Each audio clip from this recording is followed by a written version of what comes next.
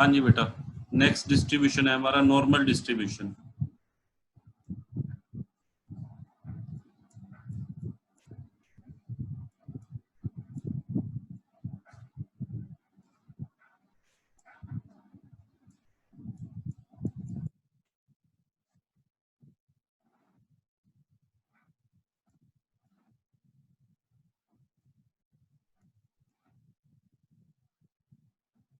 हाँ जी बेटा, जैसे हमारा बाइनोमियल डिस्ट्रीब्यूशन किसने बनाया था? जेम्स बर्नौली ने। पॉइजन डिस्ट्रीब्यूशन बनाया था साइमन डेनिस पॉइजन ने। नॉर्मल डिस्ट्रीब्यूशन किसने बनाया बेटा? डी मूवर, ये उसका नाम है जिसने बेटा इसको बनाया था। और ये बेटा कॉन्टिन्यूअस डिस्ट्रीब्यूशन है। कॉन्टिन्यूअस डिस्ट्रीब्यूशन का मतलब इसमें जो वेरिएबल की वैल्यू है, हाँ जी बेटा, वेरिएबल की वैल्यू फ्रैक्शन में भी हो सकती है इसमें, with in A given range. हाँ जी बेटा, इसमें जो कॉन्टिन्यूअस डिस्ट्रीब्यूशन के अंदर एक पार्टिकुलर रेंज के अंदर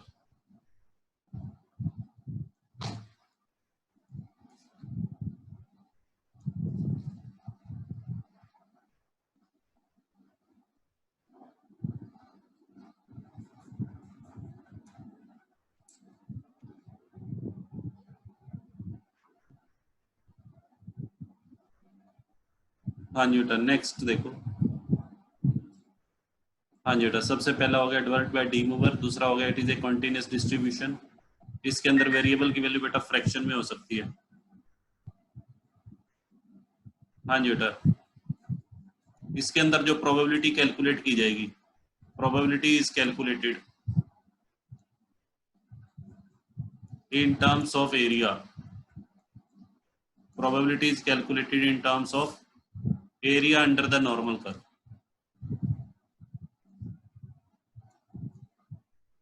इसके अंदर बेटा जो प्रोबेबिलिटी कैलकुलेट की जाती है, probability is calculated in terms of area, area के टर्म्स में। हाँ जी बेटा, जैसे बेटा ये बनाएंगे हम इसके अंदर नॉर्मल कर्व। नॉर्मल कर्व का मतलब सिमेट्रिकल कर्व, बेल शेप। ये बेटा हमारा एक कर्व है बेल शेप।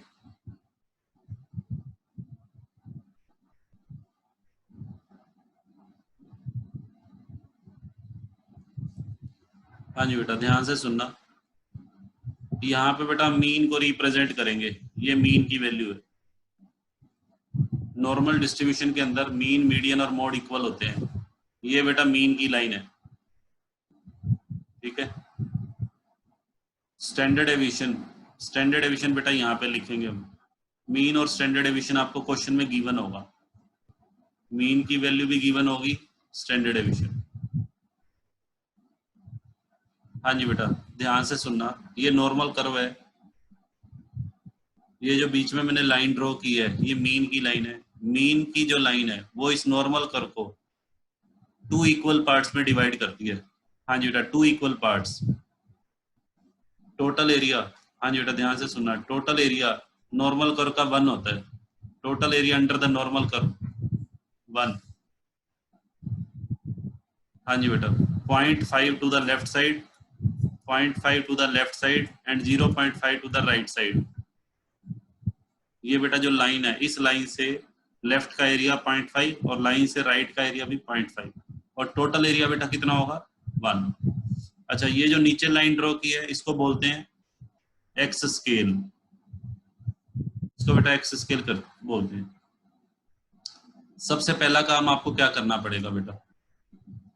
सबसे पहला काम आपको एक्स स्केल की वैल्यूज को, हाँ जी बेटा, कन्वर्ट करना पड़ेगा। Convert x scale values into Z scale. बिल्कुल इजी है बेटा, बिल्कुल इजी है ये डिस्ट्रीब्यूशन। बाइनोमियल और पॉइजन से भी इजी है। Convert x scale values into Z scale. X scale value को बेटा जेड स्केल में कन्वर्ट करने का ये फॉर्मूला लगेगा, x minus x bar upon standard aviation. हाँ जी बेटा, ये फॉर्मूला है, x minus x bar upon standard aviation. इस फॉर्मूले को जब हम अप्लाई करेंगे, एक्स स्केल की कोई भी वैल्यू को जेड स्केल में कन्वर्ट करना हो, सबसे पहला स्टेप बेटा हमारा यही होगा जब हम क्वेश्चन सोल्व करेंगे। सबसे पहले तो ये ड्रॉ करना पड़ेगा, सबसे पहला step draw the normal curve. Second step ये होगा एक्स स्केल वैल्यू को जेड स्केल में कन्वर्ट करना, और थर्ड स्टेप बेटा calculate required area using area table. एक बेटा आपकी बुक के एंड में एक टेबल दी हुई है, उस टेबल से हम एरिया देखेंगे और हमारा आंसर आ जाएगा। ठीक है, अभी मैं आपको करके दिखाता हूँ। नॉर्मल डिस्ट्रीब्यूशन के बारे में बेटा बहुत सारी बातें हैं जो मुझे बतानी है, बट अभी मैं सिर्फ किस चीज पे फोकस कर रहा हूँ, न्यूमेरिकल्स पे। पहले न्यूमेरिकल्स करवाऊंगा, फिर थ्योरी करवाऊंगा। इसकी थ्योरी भी बेटा इंपॉर्टेंट है, एग्जाम के अंदर इसकी थ्योरी भी आ सकती है, प्रॉपर्टीज। अभी मैं सिर्फ न्यूमेरिकल पे फोकस कर रहा हूँ, तो न्यूमेरिकल के लिए जो जो बातें जरूरी हैं वो बता रहा हूँ बेटा। देखो कैसे करना है। हाँ जी बेटा, इधर देखो, मैं आपकी बुक का ही सम ले रहा हूँ बेटा। आपकी बुक में जो सम दिया हुआ है, एक बार क्वेश्चन नंबर सभी 68 सम निकाल लो बेटा। 68 सम,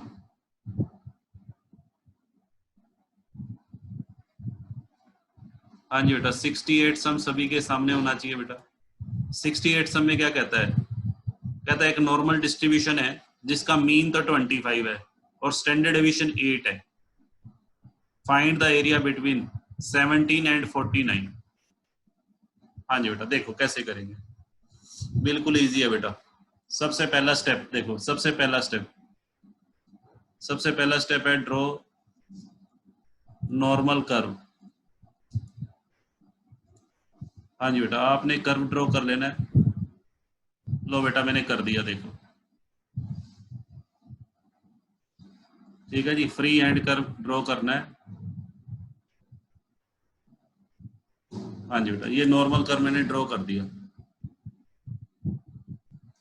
हाँ जी बेटा, अब आगे क्या कहता है, अब बेटा पढ़ो। स्टेटमेंट बाद में पढ़नी है, पहले नॉर्मल कर्व ड्रॉ कर लेना। मीन बेटा कितना है 25। लो जी लिख दिया। लो बेटा मीन लिख दिया मैंने 25। स्टैंडर्ड डेविएशन बेटा यहाँ लिख दे रहा हूँ, स्टैंडर्ड डेविएशन 8। और एरिया किसके बीच में पूछा हुआ है, 17 एंड 49। हाँ जी बेटा, आप ध्यान से सुनना, 17 कहाँ दिखाना है। मुझे एक बात बताओ, 17 जो वैल्यू है वो 25 से बेटा लेस है या ज्यादा है, ग्रेटर है। 17 25 से लेस होता है, ग्रेटर होता है?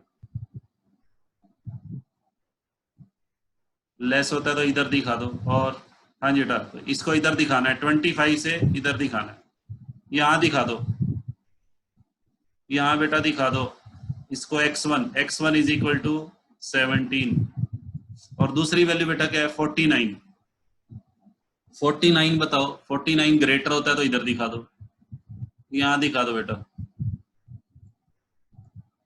थोड़ा सा लाइन इधर उधर हो जाए कोई दिक्कत नहीं है, हमने जस्ट आइडिया से ही बस 25 से जैसे नीचे बिलो 17, चाहे आप थोड़ा सा इधर ड्रॉ कर लो कोई फर्क नहीं पड़ता। 49 को मैंने थोड़ा सा इधर ड्रॉ कर दिया, कोई फर्क नहीं पड़ेगा। हाँ जी बेटा, रफ स्केच चाहिए हमें, ये एरिया निकालना है बेटा, हमें ये एरिया निकालना है 17 से लेके 49 के बीच का एरिया। हाँ जी बेटा, ये हमारा रिक्वायर्ड एरिया है। हाँ जी बेटा, इधर देखो बेटा, रिक्वायर्ड एरिया, रिक्वायर्ड एरिया हमारा क्या है, मैं लिख देता हूँ, probability of x greater than x1 less than x2। हमें x1 से लेकर x2 तक का एरिया निकालना है, या मैं इसको ऐसे भी लिख सकता हूँ, x का जो एरिया बेटा मुझे निकालना है वो किसके बीच में, 17 से 49, 17 से 49, 17 टू 49 के बीच में निकालना है ना, तो ऐसे लिखेंगे x greater than 17 less than 49। यहां तक बताओ क्लियर है? हाँ जी बेटा, लिखने का तरीका। अब देखो आगे, अब क्या करेंगे। हाँ जी बेटा, ये तो हमारी कौन सी स्केल है, एक्स स्केल। इसके नीचे बेटा एक स्केल और बना लो। लो जी एक और बना दी। इसको बेटा क्या बोलते हैं, इसको क्या बोलेंगे, जेड स्केल। इसके नीचे बेटा एक स्केल और बना देना जिसको हम क्या बोलेंगे, जेड स्केल। अब करना क्या आपको, हाँ जी बेटा ध्यान से सुनना, एक्स स्केल की तीनों वैल्यू यानी कि x1 को, x बार को और x2 को, तीनों को जेड पे कन्वर्ट करना है। जब हम x1 को कन्वर्ट करेंगे जेड स्केल पे तो लिखेंगे z1, जब x बार को कन्वर्ट करेंगे तो z। यहाँ तो हमेशा बेटा 0 लिख देना, x बार पे हमेशा 0 आएगा, और यहाँ z2। अब देखो कन्वर्ट, सबसे पहले मुझे क्या करना है, सबसे पहला step convert x scale values into z scale.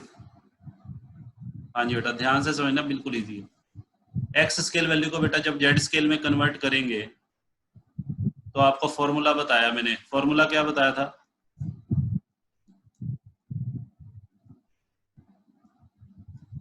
ये बताया था। हाँ जी बेटा यहाँ सबसे पहले z1 निकाल रहा हूँ, z1 निकालते हुए यहाँ x1 लिखेंगे, x1 माइनस एक्स बार बाय x1 बेटा देखो कितना है 17, x बार 25 और स्टैंडर्ड एविएशन 8, -1 आ गया, ये सोल्व करके बेटा -1 आ रहा है।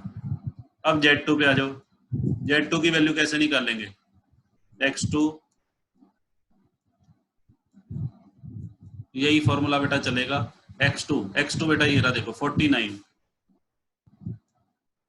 माइनस x बार बेटा है 25 अपॉन स्टैंडर्ड एविएशन कितना है 8।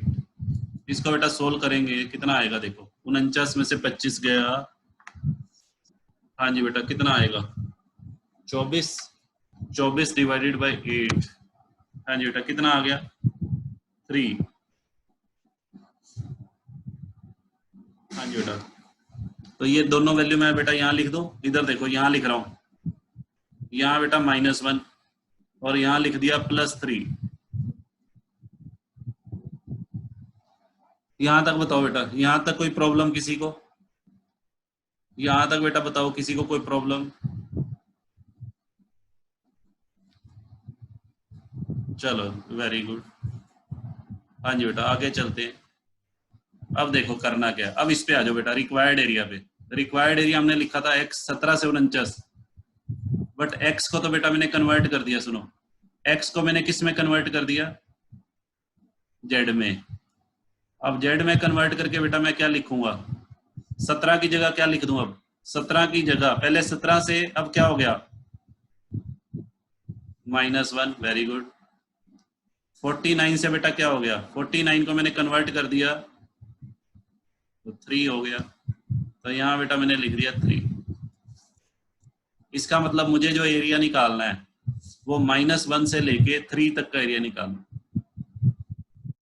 बेटा अब सुनो इसको ध्यान से, क्या मैं इसको ऐसे लिख सकता हूँ -1 से 3 एरिया को, ये देखो -1 से पहले 0 और फिर 0 से 3 लिख सकता हूँ, -1 से 3 एरिया के दो टुकड़े बना सकता हूँ, -1 to 0 और 0 to 3।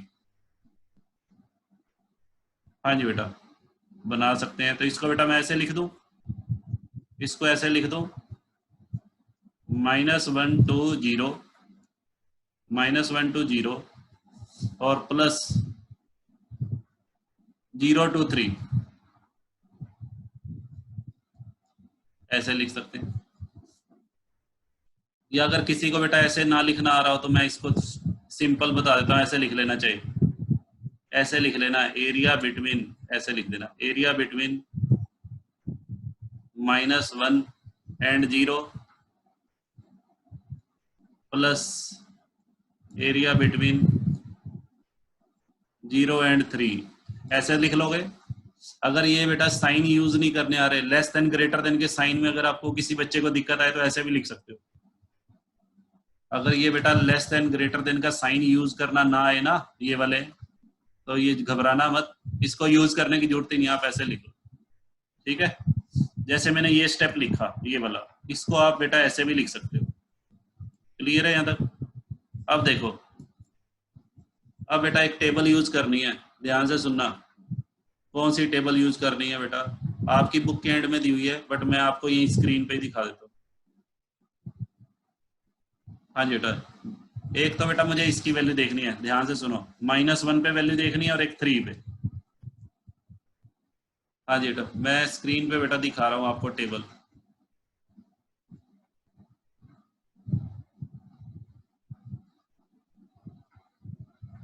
हाँ जी बेटा, -1 पे ये देखो बेटा, ये टेबल है। -1 पे बेटा ये है 1।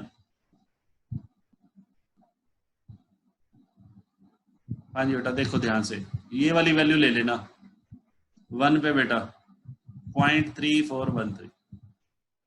और एक वैल्यू और थी 3 पे। -1 हो चाहे 1 हो बेटा, वैल्यू यही देखनी है। -1 हो चाहे 1 हो, दोनों के लिए वैल्यू यही रहेगी। अच्छा, 3 पे 3.0, ये रहा 3 का, ये रहा बेटा 0.4987, 0.3413 और 0.4987। 0.3413 चैट बॉक्स में एक बार लिख लो, क्योंकि मैं अभी वापसी वहीं जा रहा हूँ। 0.3413 और 4987।